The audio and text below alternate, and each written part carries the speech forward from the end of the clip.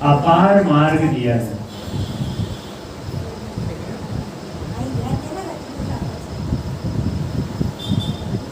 हाँ, थोड़ी सी चर्चा लेंगे उसमें। क्या कहा कि ऐसे हमारे आचार्यों ने अपना सारा जीवन इन वीतरागी परमात्माओं के मार्ग में समर्पित कर दिया। आचार्य समंत्रभद्र देव ने ये रत्नकरण्य श्रावकाचार्य जी ग्रंथ मानो हमारे लिए, यदि वास्तव में जैन इसको अच्छे से पढ़े तो उसका जीवन परिवर्तित हुए बिना ना रहे। इतना गजब का माल, इतना गजब का तत्व की उत्कृष्ट बात हमारे इन जिनागम में हमारे आचार्यों ने हमें परोसी है, जिसका वर्तमान में कोई मूल्य नहीं है। यानी सारा का सारा विश्व भी इस जिनवाणी माता की वितरागता की बात के आगे सारा का सारा धन रुपया पैसा लगा ले, लेकिन अपनी वाणी का कोई मूल्य नहीं, कोई तौल नहीं है। इसके आगे सब कुछ फीका है। यदि हमारे साथ वर्तमान पर्याय से कुछ जाएगा तो वो हमारी जिनवाणी माता का रसास्वादन ही जाएगा, उनके गुणों का स्तवन जाएगा और अपने ज्ञान गुण का स्तवन जाएगा। बाकी सब का सब कुछ यहीं के यहीं रह जाने वाला। ऐसे उत्कृष्ट मार्ग में हम सभी भव्य जीव आकर विराजमान हुए हैं। इस उत्कृष्ट मार्ग की बहुत ताकत से इस मार्ग में लग के इस मार्ग की पूरी प्रभावना कैसे हो, इसके लिए हमारी पूरी तैयारी बहुत ही अच्छी और बहुत व्यवस्थित होनी चाहिए। ऐसे मनुष्य जन्म की दुर्लभता की चर्चा करते हुए कल हम सभी ने चर्चा करी थी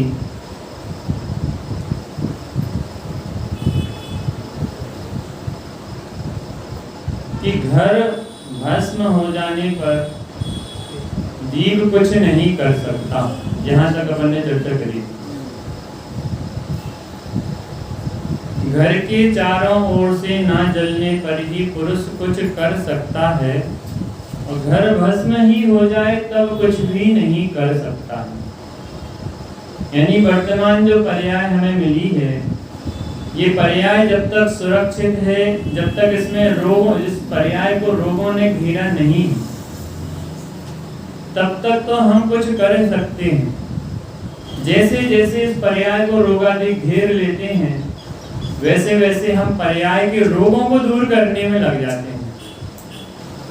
जब तक हमारी पर्याय स्वस्थ है, सुरक्षित है, प्रतिकूलताओं से रहित है, प्रतिकूलता ख्याल में आ रहा है, यानी किसी भी प्रकार की आपत्ति नहीं है, विपत्ति नहीं है, किसी प्रकार का संकट नहीं है,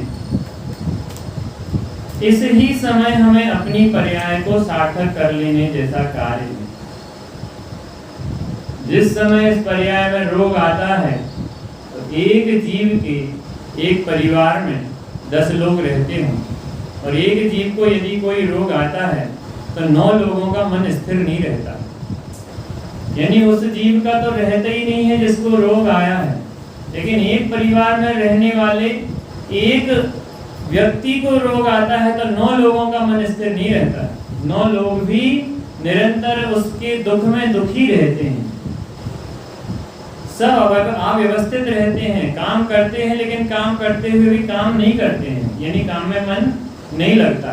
दुकान चलाते हैं लेकिन दुकान चलाते हुए विकल्प कहाँ का रहता है कि मम्मी स्वस्थ हो जाए, बेटा स्वस्थ हो जाए, पति स्वस्थ हो जाए, ये से विकल्प लगे रहते हैं। तो कहते हैं एक रोग भी अपने शरीर में आने के पहले काम कर लेने जैसा,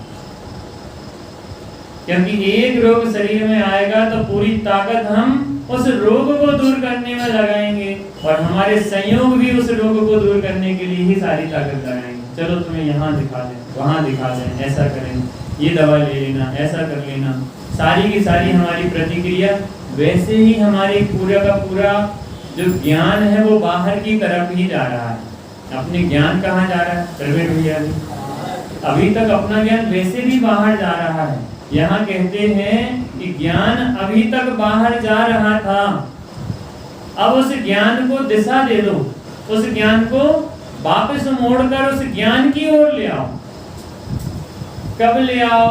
इस शरीर में कोई रोग आ जाए, हमारे घर के आजू बाजू कोई बड़ा आग लग जाए, हादसा हो जाए, घर टूट जाए, तूफान आ जाए, बाढ़ आ जाए, इसके पहले ही अपनी तैयारी करके रखो, क्योंकि रोग आने के पश्चात तो फिर हमारे पास समय रहता ही नहीं है कि अब हम कुछ कर भी सकते हैं। आओ आदित्य, आप ही आप और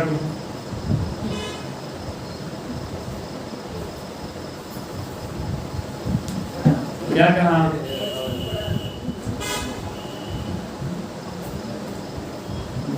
कल अपन ने चर्चा करी थी, अभी अपन रत्नकरण श्रावकाचार में इस मनुष्य पर्याय की ही दुर्लभता के बारे में, ये बोधि दुर्लभ भावना में अपन चर्चा करेंगे। पेज नंबर 404 पर अभी चर्चा करेंगे। क्या कहा कि लगता है भय थोड़ा सा, कि ये यहाँ का भय नहीं कि मंदिर लेट पहुंचेंगे तो लोग क्या कहेंगे, ये भय नहीं लगना चाहिए। लेट पहुंचो, यद्यपि हमें व्यवस्थित टाइम से ही आना चाहिए, जो टाइम हमें इन पर्वों में दिया गया है उस टाइम पे ही आना चाहिए, लेकिन कदाचित लेट हो जाते हैं, आगे पीछे आते हैं, इसका मतलब ये विकल्प नहीं करना कि हम लेट हो रहे हैं अब हम जाएं नहीं। लोग क्या कहेंगे, भैया लेट आते हो, पंडित जी लेट आए थे तो बोलो आप लोगों ने क्या कहा था, पंडित जी लेट हो गए, कहा था कि नहीं, विचार आया था कि नहीं मन में। यानी पंडित जी इतनी दूर से आए हैं और थोड़ा लेट थे तो सभी के मन में विकल्प था कि नहीं था, पंडित जी आप लेट हो गए और हम यहीं पे विराजमान हैं, अब क्या कहना चाहिए। यानी अपन को अपनी ही क्षेत्र में रहकर, अपने ही घर में रहकर, अपने मैं यहाँ से लेट करूं तो मैंने कहा था मुझे पाप का बंध, लेकिन आप लोग वहां से लेट आएंगे तो बोलो किसको पाप का बंध होगा।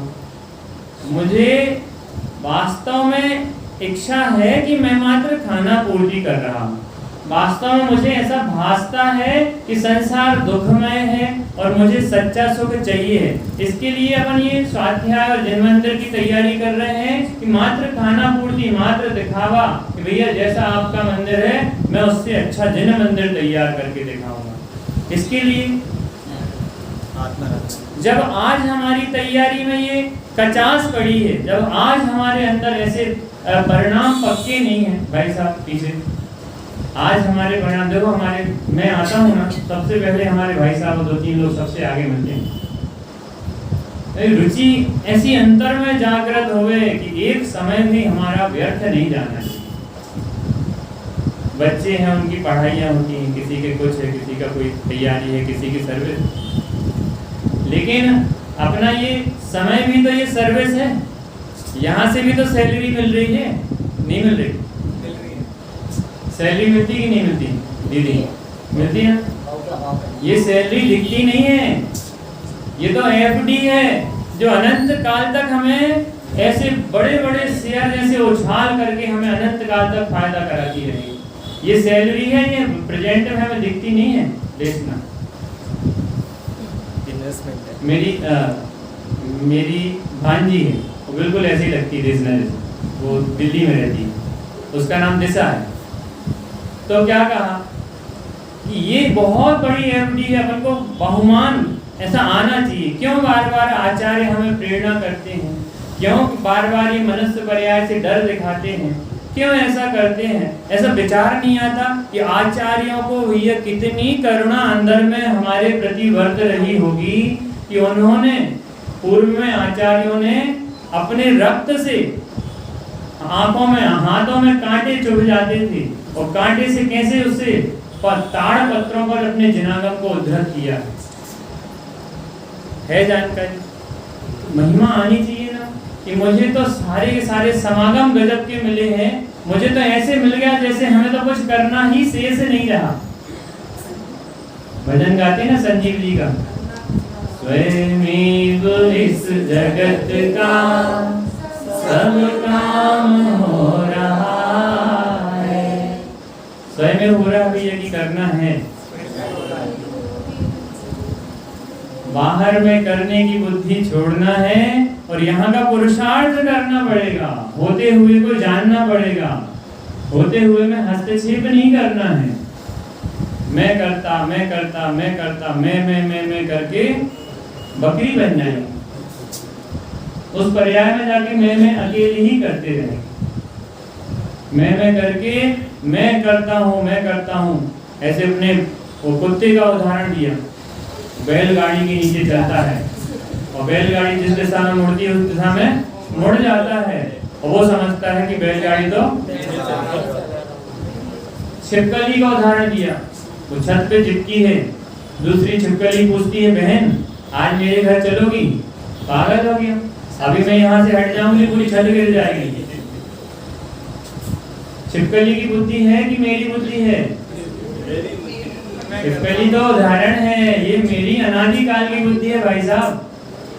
अनादिकाल से मैं यही मान के बैठा हूँ कि वर्तमान मनुष्य पर्याय और वर्तमान के संयोग और वर्तमान का घर, दुकान, व्यापार, मकान, पिता, पुत्र, इनको मैं संभालता हूँ। मैं नहीं संभालूं प्रवीण भाई साहब, मैं नहीं संभालूं तो व्यापार बंद हो जाएगा।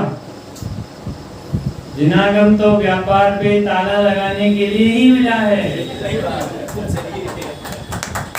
हमें ताला ही लगाना है व्यापार पे, इसके लिए जिनागम मिला है। भाई कर लिया ना हमने, सबके पास संपन्नता है ना, अभी तो कोई कमी नहीं है। जब किसी के पास नहीं होता था तो अपन को लगता था भाई घर चलाने के लिए कुछ होना चाहिए, व्यापार थोड़ा बहुत करना चाहिए, हाथ पैर मारना चाहिए। जो नहीं करते हैं, जो निठल्ले बैठे रहते हैं, उनसे कहते भैया कुछ किया करो, ऐसे घर नहीं चलेगा।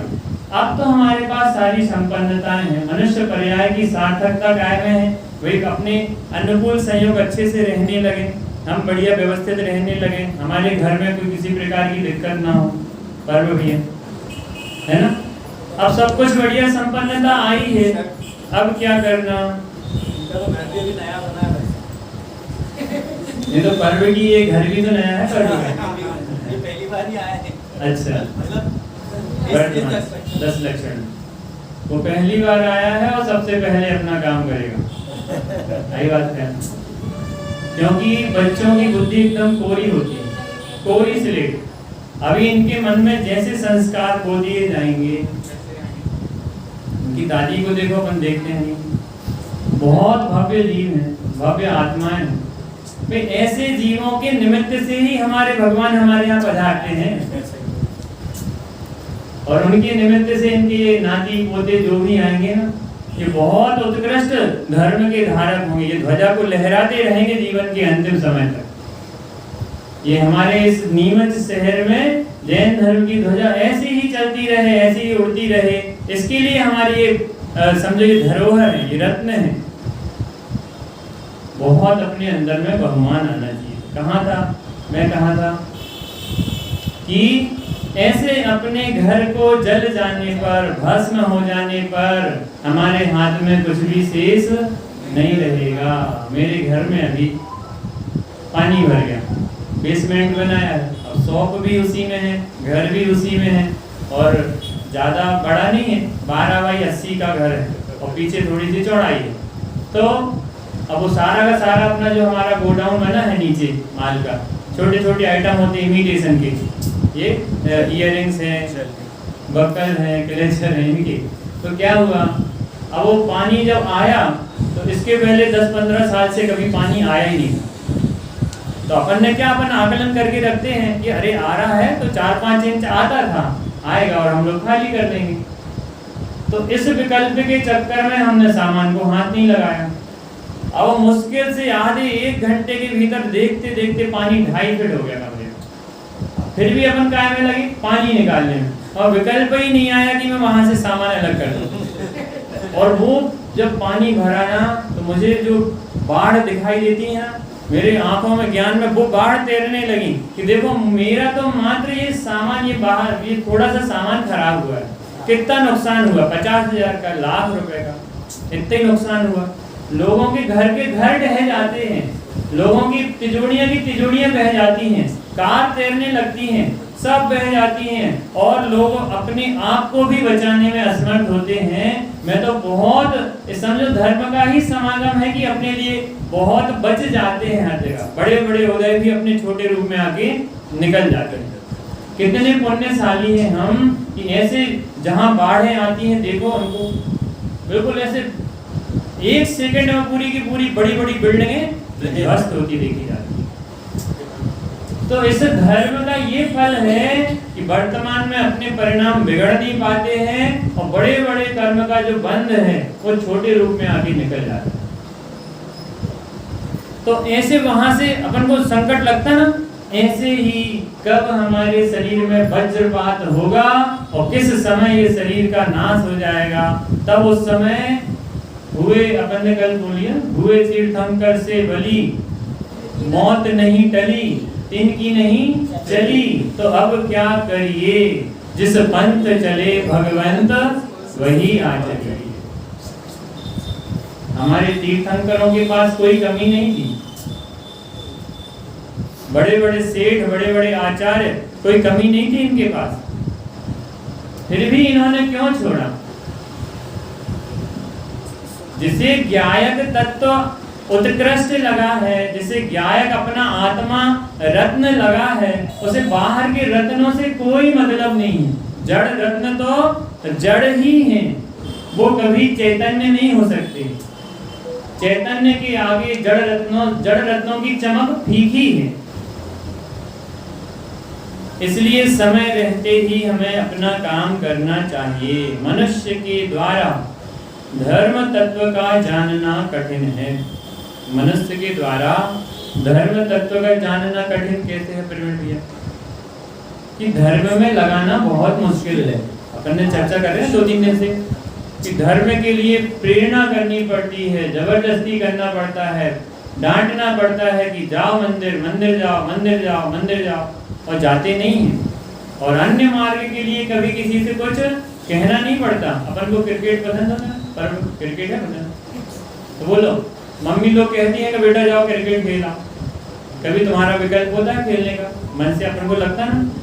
मोबाइल में कोई गेम है तो अपन को लगता ना कि हमें ये मोबाइल का गेम खेलना है। अपने मम्मी पापा कहते हैं बेटा लो मोबाइल ले लो, थोड़ी 2 घंटे आराम से खेल लो, कभी कहते हैं क्या? नहीं कहते। क्यों नहीं कहते? क्योंकि अनादिकाल की विषयों की रुचि पड़ी है ना। इतना सा बच्चा जो पैदा हुआ है वो 1, 2, 3, 4 महीने का है, जोर जोर से रोता है, मोबाइल चला दो तो चुप हो जाता है। आती है बात ख्याल में? मोबाइल चला दो, हाथ में दे दो, वो कुछ ना कुछ ऐसे ऐसे करने लगता है। माँ बाप आजकल अपने हाथों से अपने पैर पर कुल्हाड़ी पटक रहे हैं। वो उनको लगता है कि मैंने बच्चे को चुप करा दिया। वो अपने कार्यों के कारण से, ये क्या कहते हैं, पाश्चात्य शैली के कारण से अपने बच्चों को सही मार्ग नहीं बता रहे हैं। वो छोटे से उसके हाथ में हमने इतना बड़ा व्यसन वाला मोबाइल पकड़ा दिया है, वो आगे चल के मोबाइल ही पकड़े रहेगा, आपको नहीं पकड़ेगा। जो सातों के सातों व्यसनों का घर है वही साथ मोबाइल। कोई व्यसन बाकी नहीं है जो अपन मोबाइल से ग्रहण नहीं करें। मोबाइल खोलो तो सारी चीजें क्या देखना है अपने आप सामने आती हैं। अब वो बिगड़े कि सुधरे, अपन को लगता है कि चलो मैंने बच्चे को पकड़ा दिया, चुप हो गया, अब मैं अपना काम कर लूं। मम्मी समझती मैं रोटी बना लूं, पापा समझते चलो अब मैं फ्री हो गया, अपने ऑफिस चले जाऊं। तो बोलो मोबाइल की आदत किसने डाली? माँ बाप ने डाली कि बच्चे ने खुद ही पकड़ा? आज के समय में सही में माँ बाप की ये स्थिति है। सब बचना चाहते हैं भाई साहब, सब चाहते हैं कि बस मैं ये बच्चा चुप हो जाए, मैं फ्री हो जाऊं। आज के बच्चे चुप होते हैं क्या? बिल्कुल भी आपके बच्चे हैं चुप होती हैं। आज के बच्चे इतने इतने इतने क्या कहते हैं उसको, भैया तो बॉम्ब कहते हैं भैया। क्या कहा?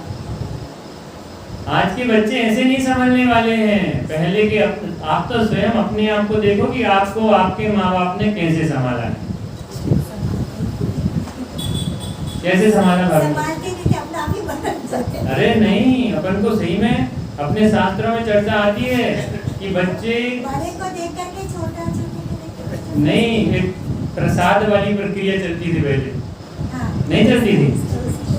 मोबाइल में अपन देखते हैं, व्हाट्सएप में मैसेज आते कभी कभार, बच्चे ने उधम किया एक थप्पड़, रोया दूसरा थप्पड़, चुप नहीं होगा तो फिर से थप्पड़ लगेगा, चलते चलते गिर गया तो भी थप्पड़, किसी से लड़के आया तो भी थप्पड़, किसी ने मार दिया तो भी थप्पड़। खेल ये कूटने की परंपरा नहीं पहले खेल खेलने जाता है, आती बात क्या है? पिट के आता है तो भी थप्पड़, तो भी थप्पड़, मार के आता है तो भी थप्पड़। अपन भूल क्यों जाते हैं? उठते ही एक थप्पड़ मार दिया, कोई तो कोई भाई गलती दिन भर बढ़िया शांति से जाएगा नहीं? कोई ना कोई गलती करेगा। बताइए भाई साहब, दादाजी आप पीछे बताइए, आपने अपने बच्चों को कैसे तैयार किया? सुरेश जी भाई साहब क्या कहा कि भैया ये प्रसाद की परंपरा खत्म अपन ने कर दी है, अपन डरते हैं कि अभी और रोएगा, अभी और परेशान करेगा, इसलिए मुझे इसको छूना नहीं है। बेटा चुप हो जा, चुप हो जा, चुप हो जा। वो चुप होता है क्या? इसका मतलब पंडित जी ये कह रहे हैं कि बच्चों को मारो। भाई ये कह रहे हैं कि वो कुमार्ग पे नहीं चला जाए, वो अपने हाथ से निकल नहीं जाए, इसके लिए ये तरीका था। उस तरीके को हमने अपने जीवन में देखा है, हमने अपने जीवन में सीखा है, तब हमें अपन को लगता है, तब हम इस तरीके से सामने बैठे हैं आपके। नहीं तो मैंने बताया था, मैं भी कहाँ जाता, मैं भी व्यसनों में पड़ा होता। आपके सामने यदि कोई ऐसा व्यक्तित्व है जो वास्तव में इस मार्ग में लगा है, तो वास्तव में उसे इस तरीके से संयोग मिले हैं, ऐसे निकल के आया है, ऐसे उसे कीमत आती है, तब अपन को लगना चाहिए कि इस तरीके से ही परवरिश होनी चाहिए। अपन टोडरमल स्मारक देखते हैं, अपना शाश्वत धाम देखते हैं, तो बच्चियों को देख के ऐसे भाव आना चाहिए कि मेरे बेटा या बेटी हो तो मैं उसको सबसे पहले सोनगढ़ यहाँ ले जाऊंगा, मैं शाश्वत धाम में पढ़ाऊंगा, मैं टोडरमल स्मारक में पढ़ाऊंगा। ऐसे भाव उत्पन्न होने के पहले से ही बनाने चाहिए। चक्रव्यूह जैसे एवेन्यू, क्या नाम था उसका? अभिमन्यु। तो पहले से ही अपनी तैयारी करते चलो, ताकि हमें बाद में इनके लिए परेशान होना नहीं पड़े। पेट से ही तैयारी चालू होती है। वापस आते हैं कि मनुष्य के द्वारा धर्म तत्व का जानना इसलिए कठिन है कि मनुष्य जानबूझकर पर की ओर हाथ डालता है और कहता है कि मुझे धर्म का कुछ समझ में नहीं आता है। कि धर्म उछल के थोड़ी आएगा कि भैया मैं हूँ और इस प्रकार से हूँ, आप मुझे समझ लो। धर्म ऐसे नहीं आएगा, उसके लिए हमें प्रयास करना पड़ेगा। प्यासा कुएं के पास जाएगा, कुआं प्यासे के पास नहीं है। अब बताओ, आपके सामने कुआं खुद उपलब्ध है, आपको आपके पास उपलब्ध है कि नहीं ये कुआं, ये जिनवाणी माता। अब हमारे लिए तो पूरा का पूरा समझो संसार ही बदल गया। पहले हमें ढूंढ तीर्थ स्थानों पे जाते थे, जिनवाणी का समागम मिल जाए, शिविरों में जाते थे, पंच कल्याण में जाते थे। अपने स्थान पे कहाँ ऐसा स्वाध्याय और ऐसे कार्यक्रम होते थे। गुरुदेव श्री के समय में सब पत्र व्यवहार चलता था। टोडरमल जी के समय में पत्र व्यवहार के माध्यम से 15-20 दिन में पत्र जा रहा है, उसमें क्वेश्चन जा रहा है, फिर वहां से 15-20 दिन में क्वेश्चन का आंसर आ रहा है। कैसा कैसा समय था वो, आती बात ख्याल में। अब यहाँ पे ही आपके पास में आपको प्यास लगी है, कुआं खुद आपके पास चल के आ गया है। जो कई वर्षों में ऐसे तीर्थंकरों के पंच कल्याणक होते हैं, वो आपके इस नीमच शहर में आपके ही माध्यम से होने वाला है। वो लोग कुआं आपके पास आ रहा है कि आपको कुएं के पास जाना पड़ेगा। भगवान खुद ही पधार रहे हैं। किसके निमित्त से पधार रहे हैं? कि हम सभी भव्य जीवों के इन विशुद्ध परिणामों के आधार से पधार रहे हैं। ऐसे तीर्थंकरों का आगमन हमें इस मार्ग में लग के नहीं मिलेगा। हमें तीर्थंकरों का आगमन तो बहुत पात्र परिणामों के द्वारा, विशुद्ध परिणामों के द्वारा करना है। शेरनी के दूध का आता है, शेरनी का दूध सोने के पात्र में ही ठहरता है। वो सोने का पात्र कौन सा है? ये भगवंतों की जिन देशना है। तो सोने का पात्र कौन सा है? कि मेरे अंतरंग के विशुद्ध परिणाम है, वो जिन देशना उसमें ही ठहरे। ऐसे राग रंग में लगे हुए जिन देशना अपने अंतर में ठहरने वाली नहीं। तो मनुष्य के द्वारा धर्म तत्व का जानना कठिन है। जानकर भी उसमें प्रयत्नशीलता कष्टकर है। जान लिया, धर्म को समझा, सुना, पढ़ा, लेकिन अब उससे प्रयत्न कहाँ करते हैं? करते हैं क्या प्रयत्न कि मैं गायक हूँ? 5 दिन हो गए अपन को। शायद अपने में से कोई हो जो दिन में विचार करता हो कि मैं आत्मा हूँ। करता है कोई विचार? मैं शराब हूँ, मैं पंडित हूँ, मैं धीरज हूँ, मैं जवेरा का हूँ। इस प्रकार के विचार तो आते हैं। आपका प्रोग्राम आप तो जानते हैं। हाँ, उस प्रोग्राम में भी आयोजन में प्रयोजन का विशेष ध्यान कराना। लोगों को ख्याल में आना चाहिए कि आयोजन काय के लिए कराया है। मैं अपना स्वाध्याय छोड़ के काय के लिए आया हूँ। वहाँ प्रयोजन का अवश्य ज्ञान कराना, ताकि लोगों को अपन समझ में आए। क्या कहा? पैसा भी लेंगे। चलिए, जानकर भी उसमें प्रयत्नशीलता कष्टकर है। नहीं आता भाई साहब, अपन कहते हैं कि मुझे विकल्प आता है। बताइए भाभी जी, आप आता है विकल्प? एक बार दिन भर के 24 घंटे में एक बार हमें विकल्प आता है मैं आत्मा हूँ? आता है। हाँ, अच्छा। और वैभव भैया? तभी आता है। और प्रवीण भैया को भी आता है। और भैया आपको कैसा विचार करते हैं? एक बार मतलब हमें दिन भर में ख्याल में आना तो चाहिए कि हम यहाँ पे दोनों टाइम बैठकर उठकर चले जाते हैं, तो उसका सेंस क्या है? सुख में नहीं आता, दुख में आता है। सही बात है। सही बात। हे भगवान, ऐसा भाई साहब, यदि प्रतिक्षण अपने गायक स्वभाव का भान नहीं है ना, तो बताया था ना, कल अपन ने चर्चा करी थी, मुर्दे के समान। गायक को भूला है और गायक के अलावा सबको जानता है। तो वो लोग गायक को भूला है तो मुर्दा है कि नहीं? स्वयं को भूला है और सबको जानता है। अपना घर भूला है और सारे घरों को जानता है। त्रिवेण भैया, मैं जवेरा भूल जाऊं और मैं बस नीमच बस को जानूं तो क्या होगा? लोग कहेंगे पागल हो गए।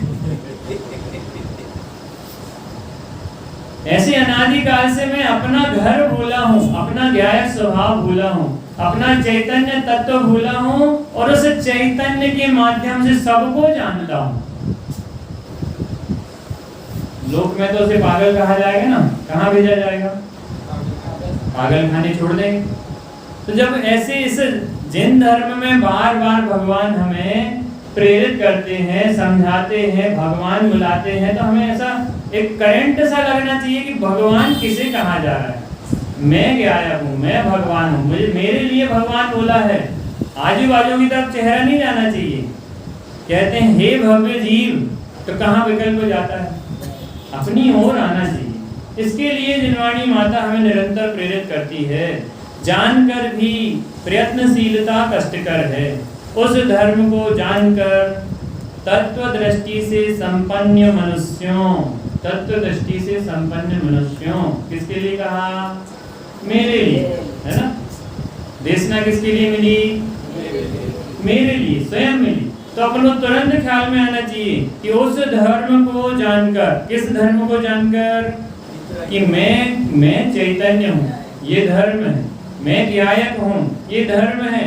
उस धर्म को जानकर तत्व दृष्टि से संपन्न, तत्व दृष्टि से संपन्न किसे कहा? जो गायक की चर्चा करता है, जिसे गायक की चर्चा सुहाती है, जिसे अपने आत्मा का आनंद आता है, रस आता है, जो चर्चा करने के लिए बैठता है, सुनने के लिए बैठता है। कहीं कोई मिल जाए तो तुरंत भगवंतों का नाम विचार करता है, हेलो हाय नहीं करता। अपन बाहर में मिले वैभव भैया, क्या कहेंगे? सबसे पहले अपने मुंह पे क्या आता है? जिनेंद्र भगवान का नाम आता है। क्यों आता है? क्योंकि मुझे जिनेंद्र भगवान अच्छे लगते हैं और मैं उन जैसा ही होना चाहता हूँ। इसलिए हमें क्या कहा कि तत्व दृष्टि से संपन्न मनुष्यों, इस पर्याय, इस संसार, इस घर, इस नीमच शहर के बीच में मैं एकमात्र ज्ञायक तत्व हूँ। ऐसा तत्व दृष्टि से संपन्न मनुष्य जहाँ अपनी भिन्नता ख्याल में आए कि मैं ज्ञायक, मैं आत्मा, ऐसी भिन्नता ख्याल में आए, उसके लिए कहा कि तत्व दृष्टि से संपन्न मनुष्यों धैर्य धारण करके समीचीन धर्म के विषय में एक क्षण के लिए भी प्रमाद मत करो। एक क्षण के लिए भी प्रमाद मत करो, धैर्य धारण करो, घबराओ नहीं, बिल्कुल भी। कैसी भी परिस्थिति हो जाए एकदम से घबराने की कोई जरूरत नहीं। पेशेंस, धीरज धीरज धीरज धीरज अपने हृदय में पूरे बिल्कुल ऐसा धीरज होना चाहिए, उसे कहते हैं पेशेंस। हर समय पेशेंस, अपने ज्ञान का लक्षण ही पेशेंस है। अपने ज्ञान का लक्षण घबराहट नहीं है, अपने ज्ञान का लक्षण ये विषय नहीं है। शांति अपने अंतर में होनी चाहिए हर समय। हाँ, समता षोडशी पढ़ी थी। समता रस का पान करो, अनुभव रस का पान करो। ऐसे धैर्य धारण करके समीचीन धर्म के विषय में एक क्षण के लिए भी प्रमाद नहीं करना। बोलो, आलस से आ रहा है कि नहीं आ रहा? सूरज जी आ रहा है? भाई साहब, आलस नहीं आ रहा? अलर्ट होके बैठना चाहिए, अलर्ट एकदम। कोशिश ये करनी चाहिए, ये जिनेंद्र भगवान का माल है, बिल्कुल अलर्ट, स्ट्रिक्ट, पीठ सीधी, ऐसे बैठना चाहिए। नहीं तो आलस से 100% आता है, लगता है अपन को। मुझे खुद आ जाता, बीच बीच में जमाई आ जाती। मैं आपके लिए नहीं कह रहा हूँ, मेरा कभी उद्देश्य ये नहीं है कि आप गलत हैं। ये वर्तमान पर्याय में इस प्रकार की प्रवृत्ति ही हमें आलस से दिलाती है। तो क्या कहा? पाप कार्य से अति सुखकर होने पर भी यह धर्म मनुष्यों को क्षण भर के लिए दुष्कर होता है, इसमें कोई आश्चर्य नहीं है। क्षण भर के लिए दुष्कर होता है कहने का क्या मतलब है? पाप कार्य से अति सुखकर होने पर भी, यानी पाप कार्यों से धर्म कार्य सुखकर है, तो भी यह धर्म मनुष्यों को क्षण भर के लिए भी दुष्कर होता है। यहीं कहीं अभी चर्चा आएगी कि जैसे हमने अनंत पर्याय इन शरीर और शरीर के संयोगों के लिए अपन ने छोड़ दी, इसी प्रकार से एक पर्याय मात्र आत्मा के लिए दे देना, तो समझो हम तीर्थंकरों की जैसे उस सिद्ध शिला में जाके विराजमान हो सकते हैं, तो सच्चे सुख को पा सकते हैं। एक पर्याय का कहते हैं, आपने भजन लिया था, दो घड़ी बस दो घड़ी नजदीक तो आओ, अपनी प्रभुता देख लो, बाहर ना भरमाओ। अंतर मुहूर्त के लिए कहते हैं, 48 मिनट में भी कुछ कम के लिए कहते हैं। समय सारणी में कहा है 23वां कलश, ऐ कथम अपि मृत्वा तत्व कौतूहली सन अनुभव भव मूर्ते पार्श्ववर्ती मुहूर्तम। हे भव्य, अंतर मुहूर्त मात्र के लिए अपने को इस देह का पड़ोसी जानो, इस देह को अपना पड़ोसी जान लो। कितनी देर के लिए भैया? अंतर मुहूर्त 48 मिनट। इतने समय मात्र के लिए यदि हमने इस देह को पड़ोसी जान लिया, मान लिया, निर्णय कर लिया, तो उस ही समय हमें सम्यक दर्शन की प्राप्ति हो सकती है। क्या कहा? इतनी कम समय, ऐ कथम अपि मृत्वा, कथम अपि यानी कैसे भी, मृत्वा मर पचकर के भी, तत्व कौतूहली सन, तत्व का कौतूहली बन, तत्व के बारे में जिज्ञासा कर, तत्व के बारे में निर्णय करने के लिए अंदर में उछाल आना चाहिए। ऐसा लगना चाहिए कि एक समय मात्र को मुझे ये ख्याल में क्यों नहीं आता, ऐसा बार बार अपने अंदर में एक उत्कंठा होनी चाहिए। मरने की कीमत पे भी इस तत्व का कौतूहली बनना है, सारे काम छोड़कर इस तत्व का कौतूहली बनना है। आदित्य भी करते हैं पर प्रयास, समय निकाल के ही इस तत्व के प्रति ऐसा जागृति दिन भर रहनी चाहिए कि सुबह का स्वाध्याय करने के बाद, मम्मी जी सुबह का स्वाध्याय किया, पूजन करी, और इसके बाद तुरंत ये हमें दिन भर चलना चाहिए कि आज हमने स्वाध्याय में ये पढ़ा है और शाम को मुझे स्वाध्याय में जाना ही है। भले नींद आए, हाथ पैर दर्द करे, बुखार आए, सारा काम छूट जाए, लेकिन मैं स्वाध्याय नहीं छोड़ूंगा, किसी कीमत पे नहीं छोड़ूंगा। ऐसा निर्णय होना चाहिए। तो पाप कार्य से अति सुखकर होने पर भी यह धर्म मनुष्यों को क्षण भर के लिए दुष्कर होता है, इसमें कोई आश्चर्य नहीं है। आश्चर्य कैसे नहीं है, ख्याल में आता है। दिन के 24 घंटे होते हैं, 24 घंटे में हम विषयों को कितने घंटे देते हैं? पूरा समय विषयों को देते हैं। कैसे देते हैं? यहाँ बैठे बैठे भी हमारे माइंड में सारे विषय, सारे कॉन्सेप्ट क्लियर हैं कि मुझे कल क्या करना है, आज जाके क्या करना है, और फिर परसों क्या करना है। बोलो किसका कॉन्सेप्ट क्लियर नहीं है? आती बात ख्याल है। कल क्या बनाना है, परसों क्या बनाना है, कल किसको खिलाना है, कल क्या करना है, सारी की सारी बिल्कुल गतिविधियां अपने माइंड में सेट है। एक समय के लिए भी ये आत्मा का चिंतन दुष्कर है। दुष्कर यानी उसकी तरफ विकल्प ही नहीं ले जाते,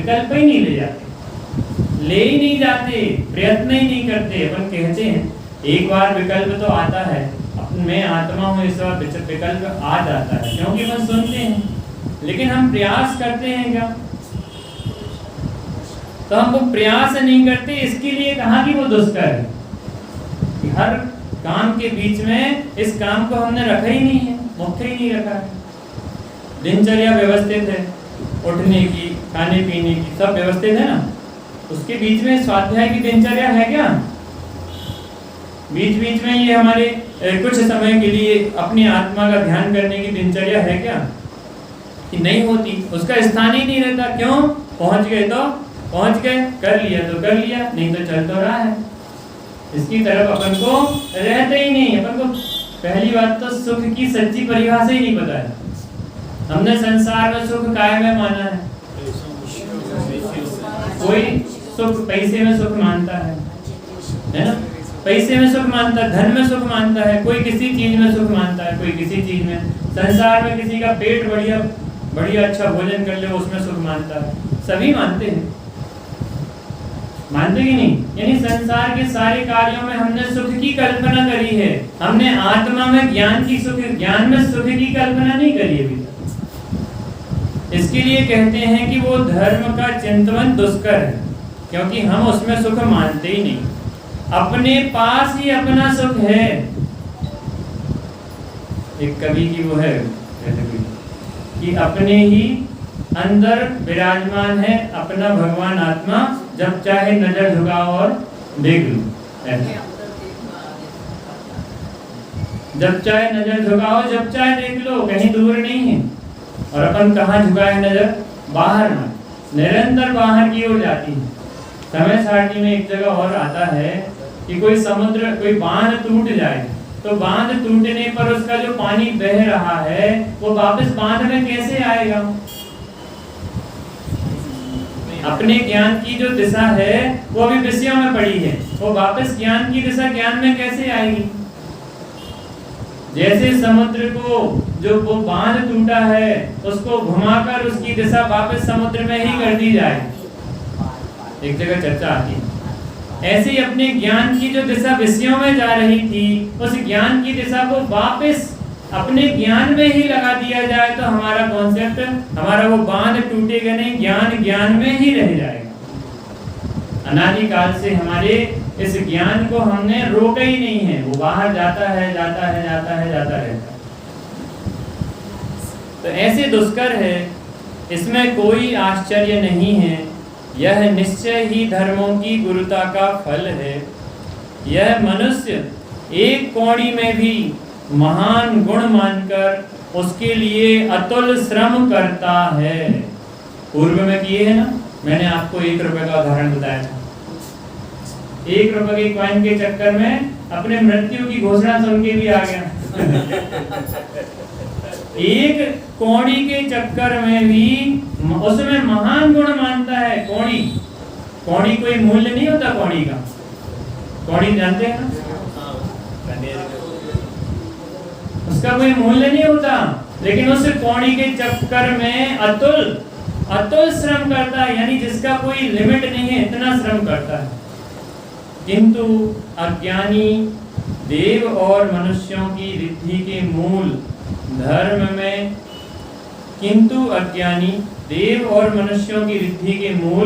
धर्म में मन को स्थिर नहीं करता।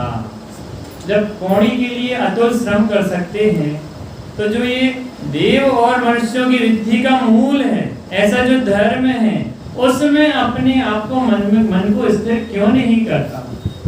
ऐसा क्वेश्चन हमारे लिए आचार्यों ने छोड़ा कि जब हम बाहर के रुपया पैसे के लिए हम बाहर यहाँ अपना नीमच छोड़ के, इंदौर छोड़ के अपन कहाँ जाने को तैयार हैं, तो एक बार इस सब कुछ को छोड़ के अपने आप में आने के लिए क्यों तैयार नहीं? आते हैं भैया, प्रवीण भैया बात कर रहे हैं। भैया का नाम भी प्रवीण है, यानी सब कार्यों में प्रवीण है। इस आत्मा के कार्य में भी प्रवीण होने वाले हैं।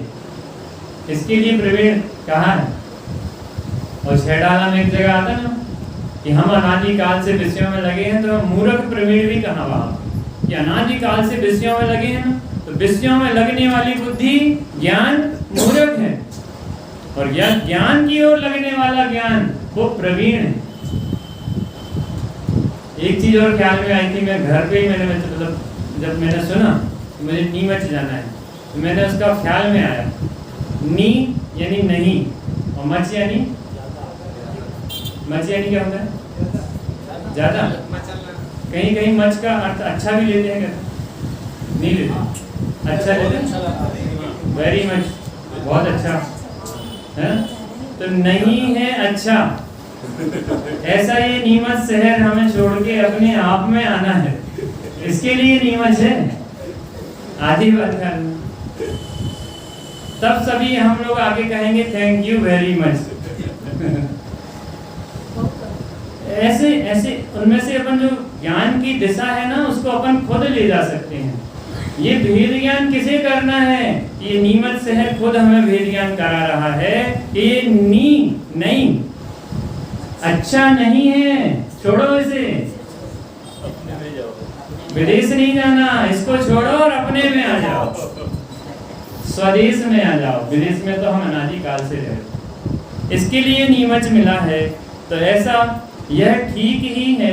यदि ऐसा ना होता तो पुरुष इस पृथ्वी पर संसार कैसे पाता, सर्वत्र भ्रमण कैसे करता? अब क्या कहते हैं आचार्य, हम तो बहुत माथा मार चुके भैया आप लोग के साथ। अब तो मैं क्या बताता हूँ, सीधी बात है। यदि बात समझ में नहीं आती है तो ये संसार चलता कैसे? यदि सबको समझ में आ जाए, सब भगवान हो जाए, तो संसार का अभाव हो जाएगा। भैया हम अपना माथा मारते तो हम खुद ही पागल हो जाएंगे। अब तो आप सीधी बात समझो, मारीची की जीभ वाली।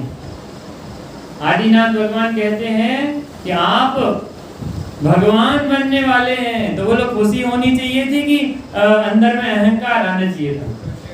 आप इस भविष्य इस 24वें तीर्थंकर होने वाले हैं, उनको कितना अंदर बहुमान आनंद आना था। लेकिन कहते हैं जिनके अनंत भाव खड़े हैं, उसके लिए बहुमान आए तो आए कैसे?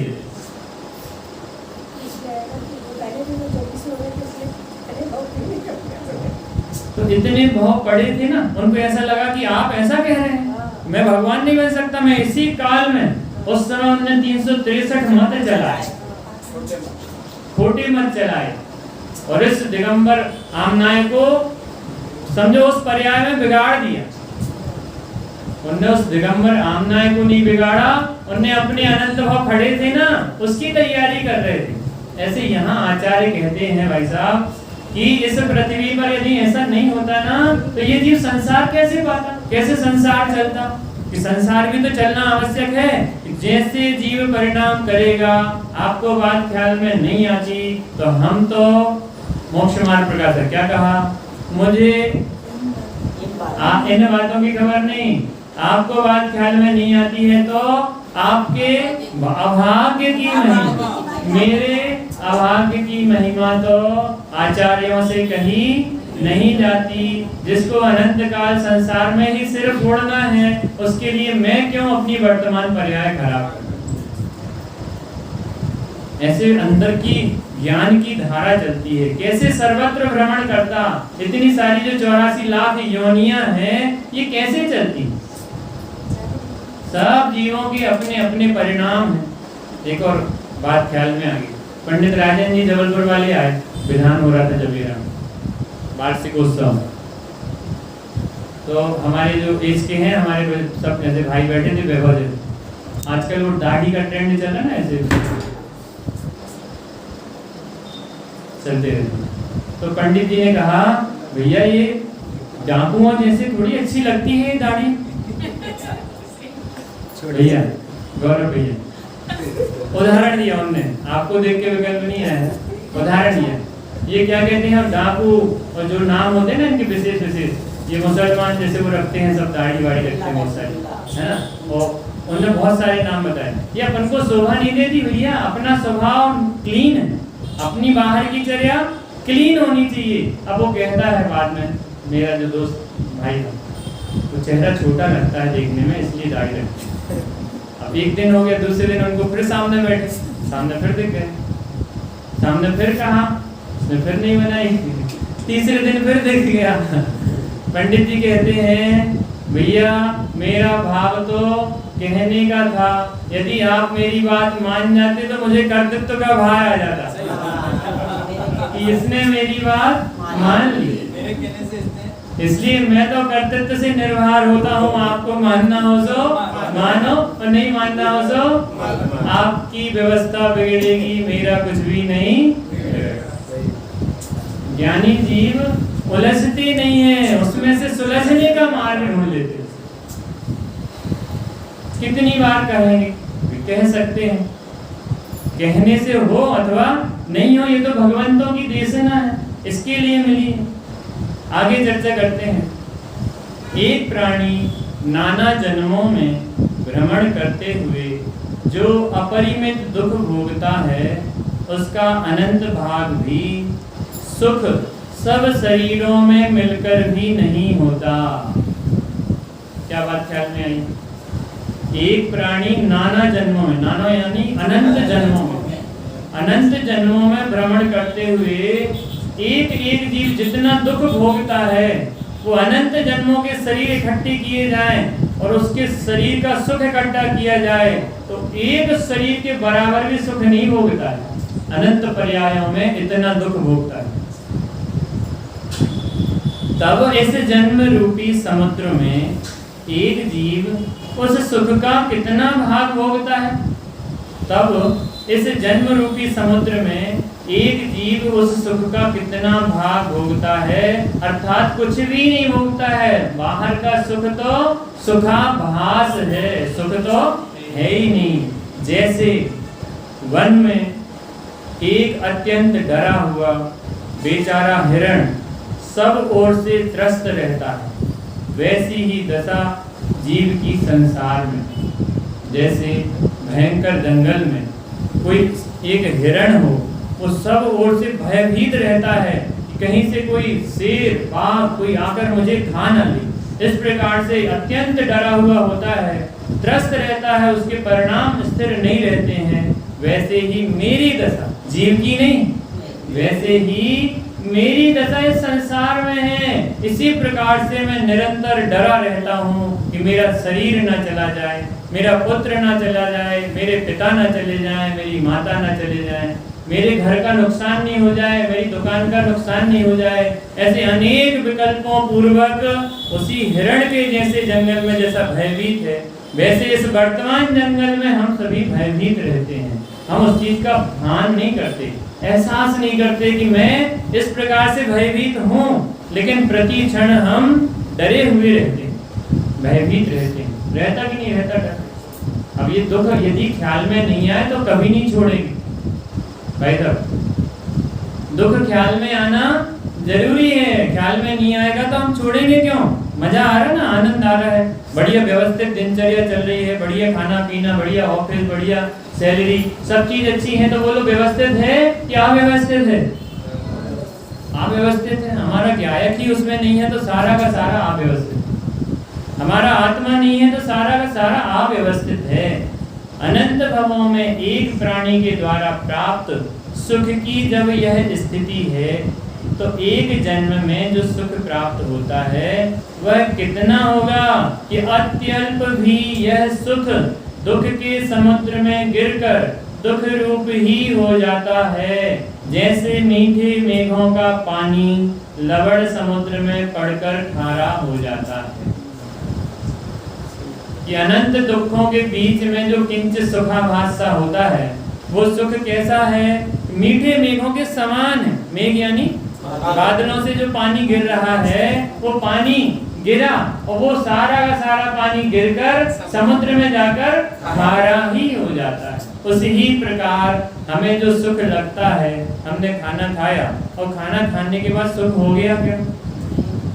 वो खाना दूर करने की इच्छा होती है और उसके बाद में फिर खाना खाने की इच्छा होती है। अपन को एहसास ही नहीं होता कि मैं दुखी हूँ।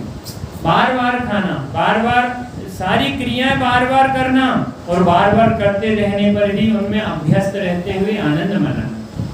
आनंद मनाते ना, सारी क्रियाएं वैसे ही कर रहे हैं, प्रतिदिन कर रहे हैं। कभी कभी अपन को लगता है हम तो खाते खाते थक ही जाते।